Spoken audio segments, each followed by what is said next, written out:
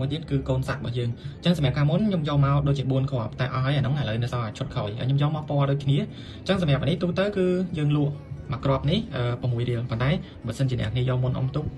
លក់ឲ្យអ្នកគ្នាតែមួយគ្រាប់តែ5រៀលទេ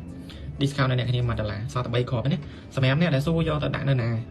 ដាក់ណាក៏បានដែរនេះគឺតូចខាងក្រោយនោះគឺធំមានសនិងខ្មៅខ្ញុំនៅសល់តែ3គ្រាប់ទេអ្នកគ្នាអញ្ចឹងមានខ្ញុំ clear stock ឲ្យអ្នកគ្នា discount ដល់អ្នកគ្នា$1អញ្ចឹងសម្រាប់នេះគឺ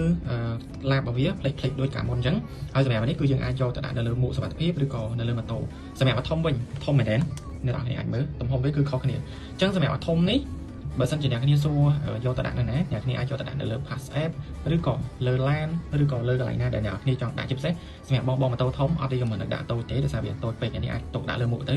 អ្នកគ្នាឃើញខ្មៅអញ្ចឹងដោយសារចាំងពលឺរបស់ខ្ញុំណាតែប៉ុន្តែនេះសតែដោយសារវាចាំងពលឺទូរស័ព្ទរបស់ខ្ញុំអញ្ចឹង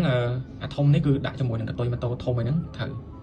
អូខេអញ្ចឹងសម្រាប់ហ្នឹងគឺពណ៌សអ្នកគ្នាហើយសម្រាប់នេះគឺស្កុតបបិទខ្ញុំបិទ4 5សាតហើយអត់ដែលលបអ្នកគ្នាអញ្ចឹងយកទៅបាច់ភ័យថាលបហើយអញ្ចឹងសម្រាប់ទំហំរបស់វាអ្នកគ្នាមើលមកគឺធំហើយសម្រាប់អាចមើលភាពជាមួយនឹងបាតដៃរបស់ខ្ញុំបានគឺ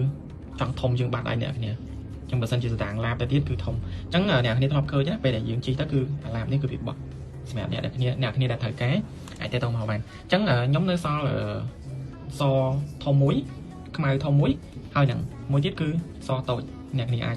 មកហៅបានណាហើយសម្រាប់ធំនេះតម្លៃពិសេសជូនអ្នកនរគ្នាអានេះកាលមុនលក់6រៀលឥឡូវ clear stock ឲ្យអ្នកគ្នាលក់តែ5រៀលទេអានេះកាលមុនយើងលក់10រៀលប៉ុន្តែឥឡូវ clear stock ឲ្យអ្នកគ្នាគឺយើងលក់តែ8រៀលទេអ្នកគ្នាអូខេអញ្ចឹងខ្ញុំនៅសល់3គ្រាប់ចង់បានអាចតាក់ទងមកបាន